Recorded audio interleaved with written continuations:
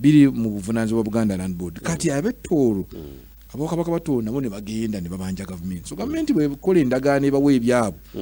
Government neetekamu akawaayiro kano. Nti liizi ze munaakaba abantu liizi ezo zinaggwangako ebibanja bisigale nga byabo. Ng'ekajjira ddala mu ndagaano Buganda Land Board yeekola n'aba abibanja bali ku ttaka ly'Obwakabaka. Ekyo kumatiza kulaga nti ne gavumenti yakasiima. Kujawo kye tubanja gavumenti nti nga bwe yakiteeka mu ndagaano ya Obwakabaka bwa Tooro. Kongereyo kateeke ne mu ndagaano ga gavumenti.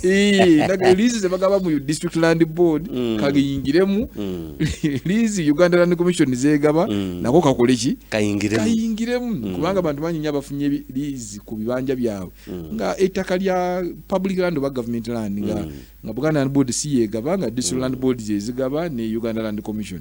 Kawaayiro ng'eyigyemu akasiimi tubasaba mu kwongere ne mu liizi zino endala. So okusoomooza okwebitundu ebibiri nako Buganda Land Board yakujjawo. N'olwekyo gw'abadde ali eyo nga ugamba nze akawaayiro k'okusooka okuzimba tukumatiza nti ako twakajjawo.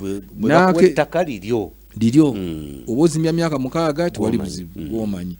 Ekyokubiri liizi bweggwako teweeraliikirira era oddamu n'ofuuka ow'ekibanja.